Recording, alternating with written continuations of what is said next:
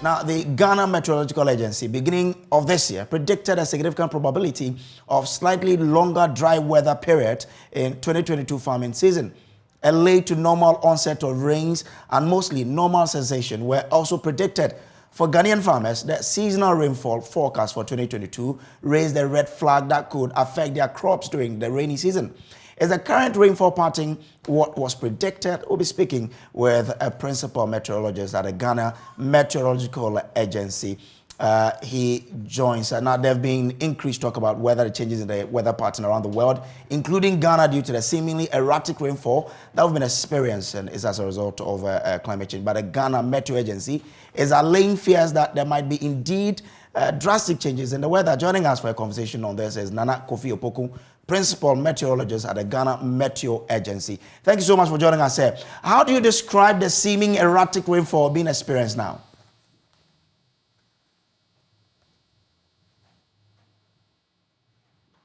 Hello, Nana. Kindly unmute so we can follow what you're telling us. Very much. Great. I want to start with this. What we are experiencing currently, I wouldn't say it's unusual. These patterns has been with us. It's just that for the past about 7-8 years, we have not been experiencing this current type of weather. And that is how come everybody thinks that we are experiencing something unusual. It is an established fact, without any doubt, that the southern part of Ghana has two rainfall regimes, the major season and the minor season. The major season has always started from the south, from as early as February, depending upon the area we are discussing, if it is the forest areas of Ghana, through to about April, when we are discussing the eastern coast of Ghana, up to the end of July. Then usually there is a short break around that time, between late July and August. Then the rain starts again somewhere in September. Now, just as I said, the past 10 years, we have not been seeing the bridge in between the two seasons being that pronounced. And therefore, people think that the rainfall season, we are experiencing something that is highly unusual. I wouldn't call it unusual, but I would call it that this is some of the variabilities that we are experiencing in these current times, where the weather systems is becoming highly variable. And therefore, it makes us just living by the climatology not a smart way to go, but to look at the climatology and also to follow the different variations or changes that is going on with our weather patterns. How is climate change impacting on the Ghanaian weather?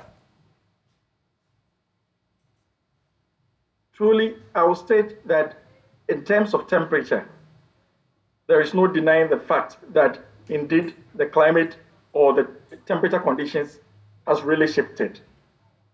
Now, in terms of rainfall, yes, when you do analysis, we don't seem to have significant extreme events occurring in the country.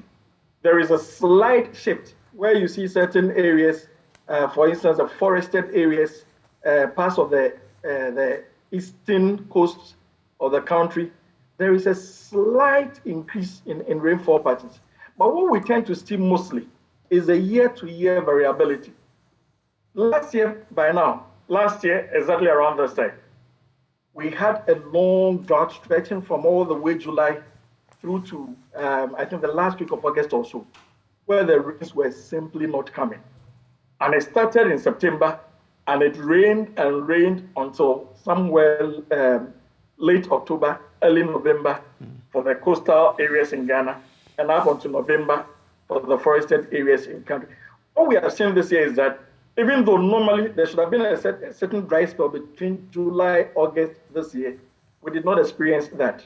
What we experienced was that even within the month of August, we're having precipitations. Even though the amounts were not that heavy, they were not, whereas we would say there were slight rains. But almost every 3 days, 5 days, you find out that there are cloudy conditions and we experience certain levels of precipitation. This is something that for a very long time has not been happening. And therefore, when you see the seasons merging from the major season, merging directly into the minor season, people tend to look at it as something that is novel, something that is completely new that is happening to us. But it has happened in the 60s, in the 50s, 60s, 70s. When you interrogate the data, these were occurrences or things that happened there. From the 80s, there was a shift. And now we are beginning to see, starting this year, we are beginning to see something of that trend. Okay. Grateful to you for the education you've given us this evening. In other parts of the globe, like Pakistan, flooding caused by record monsoon rains and melting glaciers in that country's northern mountain regions have so far claimed the lives of nearly 1,600 people, more than a third of whom are children. An estimated 33 million people have been affected by the floods in Pakistan. In the United States of America, heavy rain, floods, and high winds have hit Florida ahead of Hurricane Ian. Professor Michael Favetta is chief meteorologist of the New York City Marathon, founder, weather prep, and co-founder of the organization Climate Without Borders. He joins us through Zoom for more on the global weather patterns. Prof, thank you for your time. Does the global weather pattern go through changes every decade? Prof, kindly unmute so we can understand what you are telling about. We want to find out whether the global weather pattern go through changes every decade or so. Yes, these global weather patterns, not only do they have changes, but when they follow the pattern of El Nino or La Nina, we see several years in a row that could have weather patterns of a certain nature. For instance, here across most of the Western Hemisphere, we've seen the impacts of La Nina for the last year or so. And that impacts globally with cooler conditions. For instance, in Ghana, here in the US, we have seen more land-falling hurricanes as a result of La Nina, as those winds of La Nina tend to steer storms toward land. So all these global weather patterns, to your question, they do persist over several years. They could last longer, but it's all about those differences between La Nina and El Nino. To what extent can we bring in climate change to have a factor on how the weather changes? Well, we know that climate change is responsible for certain aspects of our day-to-day weather. Like your Ghana meteorologist just said, there have been hotter periods for many places on the planet. We also know sea level rise and the warming of oceans is an effect of global warming and of climate change. What we don't know yet, the science is still indeterminate of how much that affects the hurricanes that have been forming and these large monsoonal rains, for instance, in Pakistan, because with warmer oceans leads to more evaporation and that leads to stronger storms. That's clear, but to quantify that into a number of how much global warming and climate change is responsible is still undetermined. But with the hurricanes and all of that do occur in other parts of the world, how much does human factor contribute to that? Or human factor doesn't come into play at all?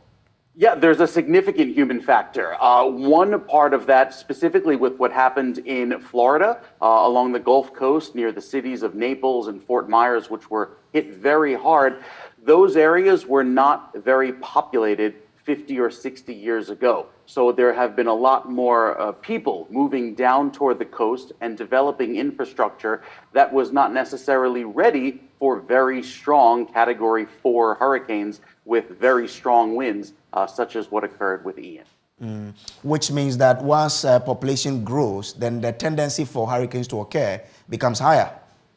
Absolutely. Not only does it become higher with the risk of the people that are in the path of a storm, but there's also the risk of, with sea level rise, a lot of those areas will be inundated with seawater. And that's exactly what we saw in Fort Myers, where the Gulf of Mexico came on shore and left about 7 feet of seawater. It's more than 2 meters of seawater right on there on the mainland. How can these be mitigated?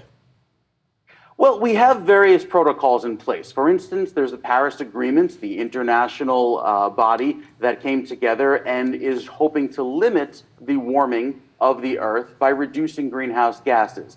These international commitments need to be fulfilled. And while it's good to talk about it on paper, we had the UN General Assembly here last week in New York, and there was an Earth Climate Summit. All of these initiatives are good, but they have to be put into place in order for these mitigation issues to actually work out. Thank you so much for the education. Next time we'll have you so we can talk more about global weather issues. Thank you so much for joining us, Professor Fafeta there. Thank you. Joining us all the way from the United States of America. Still to come, School Feeding Secretariat denies claims they are threatening to terminate the contract of caterers for demanding payment of arrears owed them. This thing is coming to us as a very big surprise because it's never true. The School Feeding National Secretariat has never and will never threaten a caterer or group of caterers.